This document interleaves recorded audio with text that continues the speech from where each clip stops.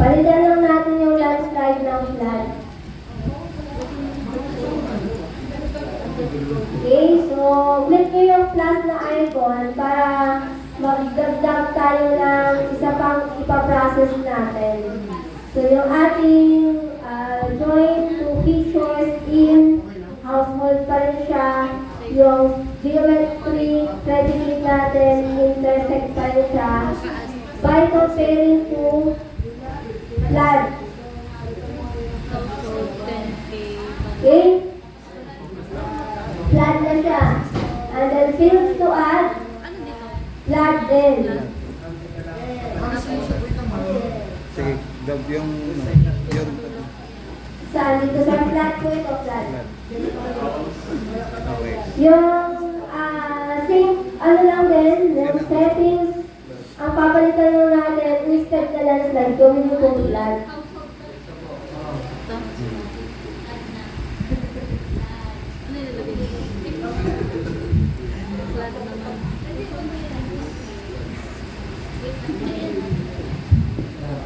Hello.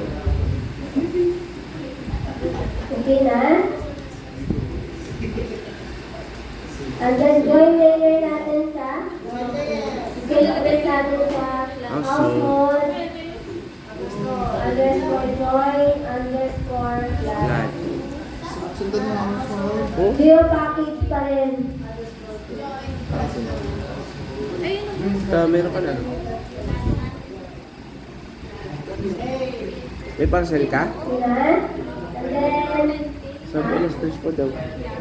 ito sir, household underscore join underscore flood. Okay, and then click here, save, and okay lang din. Yan, so meron na tayong dalawang ipa-process, no? And then, make sure na paki-check itong load layers on completion para hindi na natin siya kailangan i-load after na matapos yung batch processing. Paki-check itong load layers on completion para hindi na natin kailangan i-load after ng batch processing. Okay, ulitin ko po, paki-check ang load layers on completion. Then, click nyo na yung run. Yes, ma'am. Sa error pa rin? Nag-run ka naman, di ba? Nag-run na? Would not create destination. Okay. Nakita ko na. No? Kaya nagkakamali. Ito po. Yan. Unjoin features from first layer. Akala ko kasi nag-upgrade ng QGIS, hindi pa pala. Kasi nung una, hindi talaga siya nagpa-process kapag wala tayong nilagay na unjoinable features from first layer. Anong ibig sabihin nito? Kapag wala siyang nakita na flood or landslide dun sa household, no? Ma'am, dadala. Dito tayo pa rin tayo, ma'am. Sa pinakadulo, puntahan natin yung pinakadulo.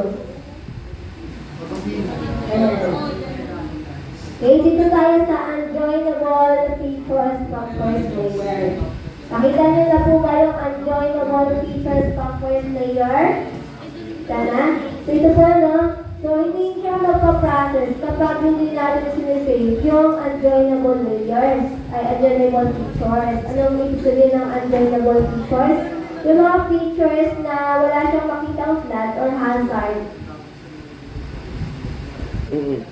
Dapat kailangan din natin i-save, parang pinapahiwalay niya. So, kaya kailangan i-save din natin siya. Okay, pakiclick ito, i-save din natin siya. Ilagay natin unjoinable. Uy, mali ka naman ng inano. Dapat sa join. Saan? Household pala. Household Anong gawin? underscore unjoinable flood. Dito dapat, tapos dito. Pati yung Dalawa? Pati din po yung sa landslide. Landslide pala yung ano natin. Anong gagawin? Ito? Ganun din yung sa flood. Okay, and then household unjoinable. Underscore. Yan. Yung isa naka-join, yung isa unjoinable. Balik Okay? ko sa'yo. And then click okay. Sige nga, may error ka ba? May error ka ba? Wala na. Okay? Then click yung right. Dapat. Okay, so meron tayong unjoinable. Tignan natin May kung error may ka? solution siya.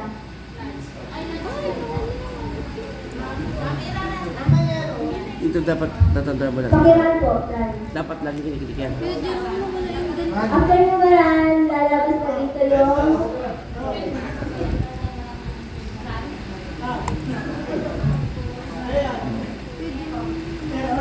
may sino may error? Could not create Ano layer. yung error? Ha?